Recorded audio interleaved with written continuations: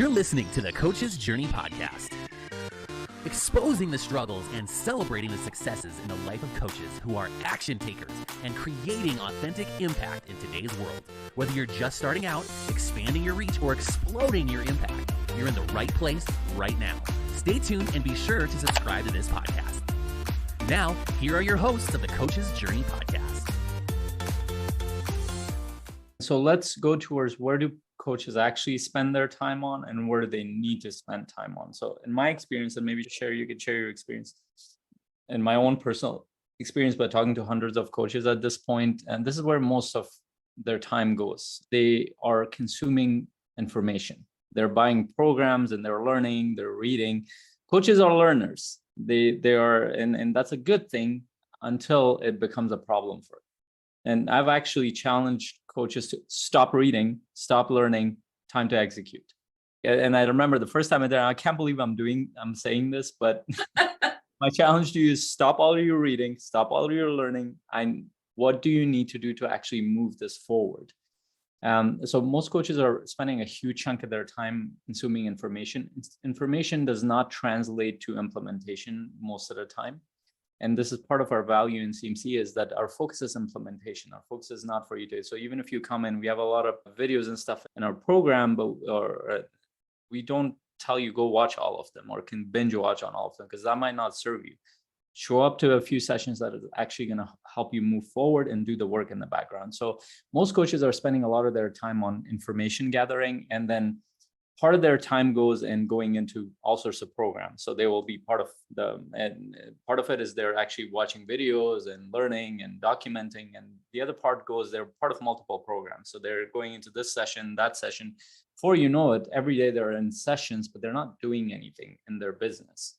So a huge chunk of their time is taken. And on top of that, they have a huge lack of clarity as to what business looks like. So I can't tell you how many times I've heard this. It's like, I need to come up with a business plan. They have no idea what that means in the coaching world. And I've seen coaches who have spent 3 years, every time I ask them, like, I need to clarify my business plan. I want to know what this business plan is that it's taking 3 years to build, not to execute, but to build. So, and this is not a judgment thing because I've done all of this stuff. So first, my fingers pointed at me. Second, this is the data I'm hearing a lot from coaches that they spend a lot of their time doing this.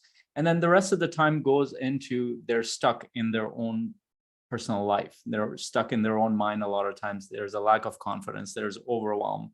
There are challenges in their home. We'll talk about that a little bit. And this is why it becomes really important. Where is your time actually going? We'll give you some guideline today for you to kind of focus on that. But before we go there, what are your thoughts, Sheri? When I was listening to you say, stop learning, I bet some of you were like, that's ridiculous. And you're being a little bit resistant to that. And that's okay. And I'm wondering, because we're not saying that learning is bad, wrong. What we are saying is that we have such a tendency to learn and want to grow internally. But is that really materializing into taking action and moving yourself in your goals? And if it's not, if you're filling all of your quote unquote coaching work time with just learning and not implementing that, that's the problem. That's the discrepancy that we're talking about. So, if you're spending 10 hours a week reading and watching and doing all these things, what if you just put that down to maybe 1 hour? And then the 9 hours, you actually did some things that are productive. So it's about, if you're not getting the results that you're looking for in your business, you're not growing, you're not getting clients, that's what you need to focus on, not just learning more about things without actually implementing. And that implementation piece is so huge. And that's why we focus on that so much in the Coaching Mastery community, because that's what we're missing. And I think this is a human problem. I will guarantee it, as you're listening to this, coaches, you can probably think about your own clients. They probably know a lot of the right things, quote unquote, right things already.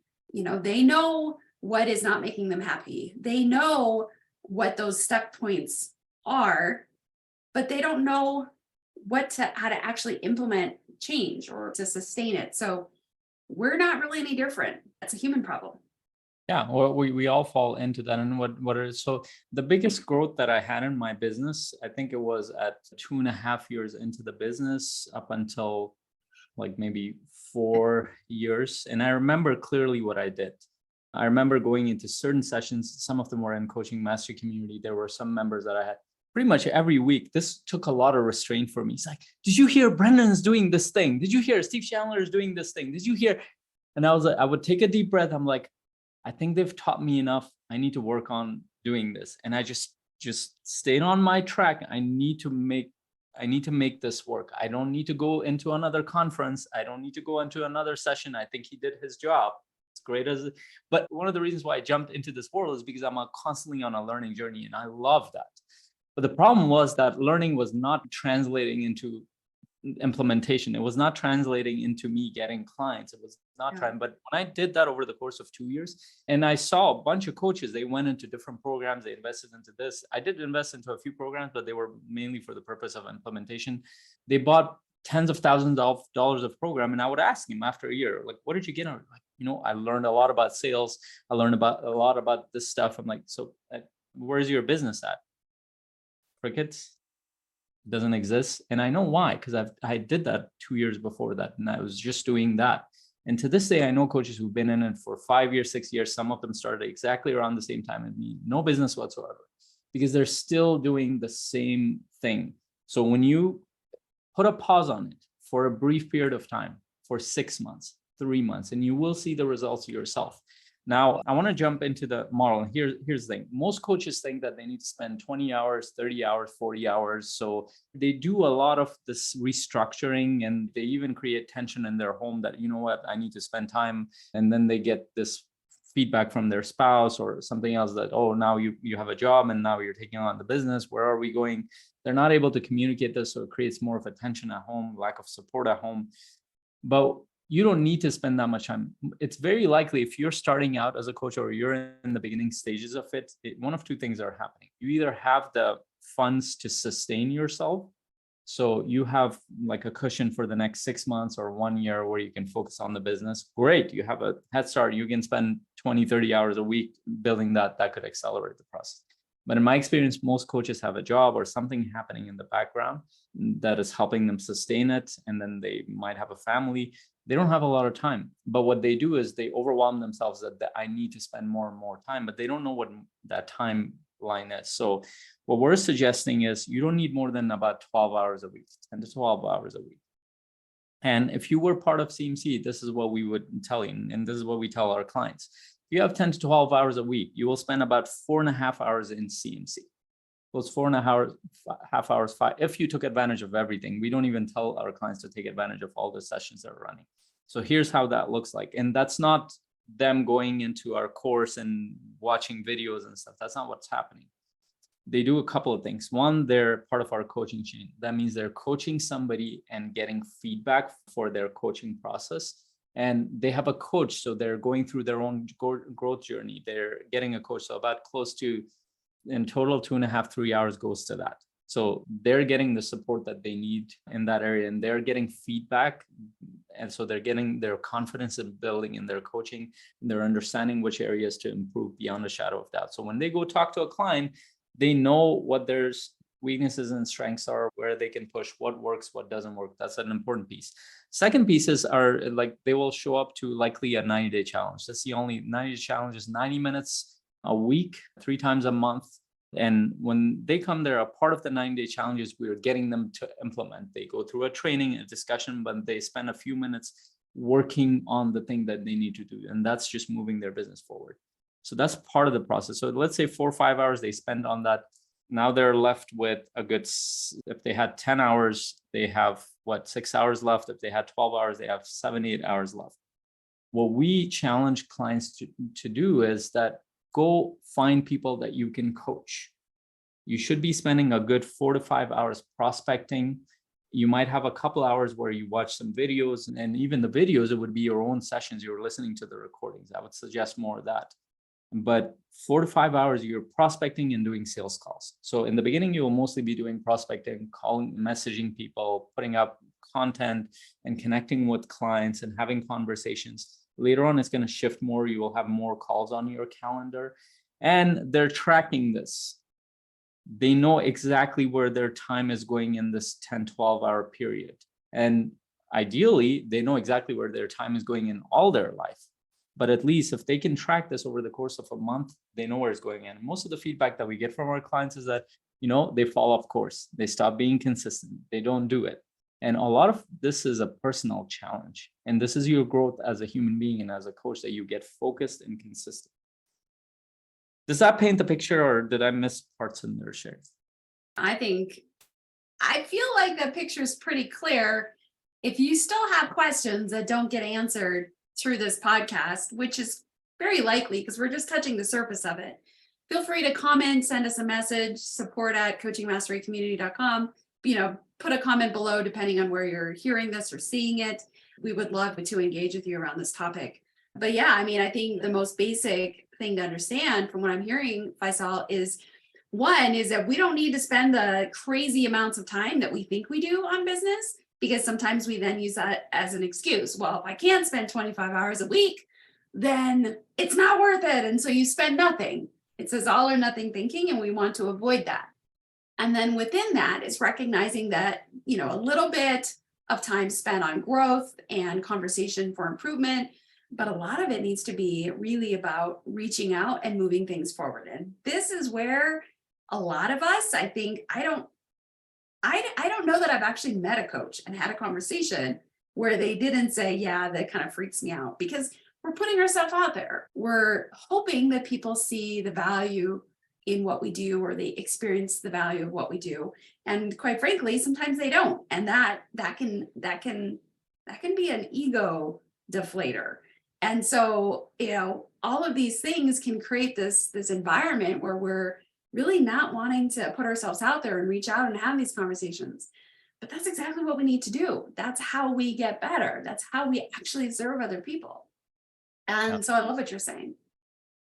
Thank you. So, and let me give you like a timeline of how this works. And this is very similar to workout. So if you take exercise into account, a lot of us might be tempted to, I'll work out 2 days a week. I'll spend an hour and a half at the gym, and I'll get it out of the way. But you know what might be even more effective is about 20, 30 minutes for 6 days, 7 days a week.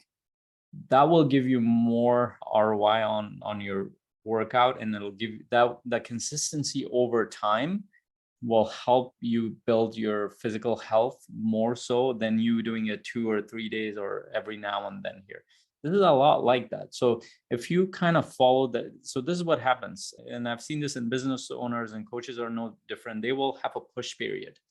They will feel motivated. They came out of a conference, or they went through a program. They will spend quite a bit of time doing this thing over the course of a week or 2 weeks or 3 weeks, and then they burn out. They burn out because they're neglecting other parts of their life, and then things break down, and then they kind of move off slowly. But now compare that to somebody who's consistently over the course of the next 6 months spending 10 to 12 hours working on the business. Even if you did sessions, let's say if you did an outreach process prospecting, you booked calls with 5 people every week. That over the course of a month, that's 20 calls. Over the course of 3 months, that's 60 calls. 6 months, that's 120 calls. I can bet you over the course of 6 months, if you did 120 calls and you have not translated at least 10 of those into clients, there's something else off in that picture. You will know beyond a shadow of doubt. You will need to get more feedback. You'll have a lot more data points. But I will bet, even if somebody is not even good at sales, if they did 100 strategy calls, I can bet that you will sign up at least 8 to 10 clients. Then you might have to lower your price a little bit. You might have to restructure the offer, but you will have consistent clients. Now, here's what's happening. Most coaches are not doing those 120. If you actually look at the course of coaches, if they've been in it on for a couple of years, in a year, they might do like 20 calls, maybe 30 calls. And when you do 20, 30 calls, you might have one client here, one client there. So they're getting clients here and there, but they're not consistently getting clients. They're not getting referrals either because they haven't tested it enough times. So here's my challenge to you, and I'll keep giving this challenge until somebody takes it. Do your 100 calls. Do your 100 calls. Stay consistent. If you did 10, 12 hours, I bet you in the next 6 months, you're going to get clients. Now, our job in CMC is not to just get you a few clients. It's help you develop the system to create clients consistently, for you to have the confidence to create that and slowly scale that to the next level.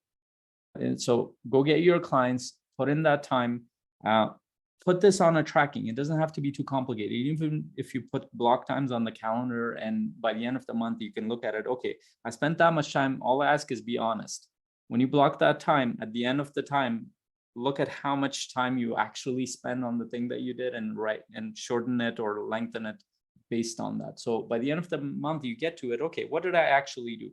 I spent time here and I did some marketing. I did some posts. I spent 1 hour on the prospecting, or 2 hours in that week on prospecting. You will see the pattern that you go through, and you will notice that the most uncomfortable area is actually talking to people about your coaching and actually walking people through a process. And you will notice most of your hesitation is in that area. So my challenge to you is block that time. It's 2 hours or an hour and a half every day, or 5 days a week, or 2 hours every 5 days a week. You will notice that your coaching will grow, your consistency will grow. You will do something in relation to your business that will transform how you show up. It sounds very simple, but test it out. And if you get stuck, reach out to us, because we have a lot of areas that we haven't talked about here. We're talking very surface level. We can help you progress there much faster. Absolutely. And quite frankly, it is simple, but hard. Yeah, simple does not mean easy. Simple. It does not mean easy. It is hard, which is why we're not doing it, or we struggle so much with staying on track with it. And quite frankly, this whole conversation is motivated me. I'm like, okay, I need to redo, what does my week look like? And really, and the way that I look at it is, there's things that happen in my week where I want to be proactive in. And that's where my mind lives. I want in an ideal world, Sheri's entire week would be entirely proactive, which means I get to make the choices of what I do, when I do it, and nobody else gets to interfere with that. The reality is I have a husband, I have kids, which are now home, and I'm surprised one hasn't walked in yet this morning, but I am now home, or they're now home for summer. I have multiple businesses. I have different kinds of clients that not just coaching clients. I also have real estate clients and investors. There's a lot of people that are approaching me and want my time. And sometimes I have to be in reactive mode and addressing what other people's needs are at certain times. And so there are a lot of challenges, but just because I have to be reactive in some of the things that I do doesn't mean that I have to let that consume my week, so that it just goes to crap and I end my week and say, well, that was I didn't get to do anything that I felt like I needed to do in order to move my coaching business forward. So that's my challenge, is always being intentional of how can I protect that proactive time so that I can really move the goals forward.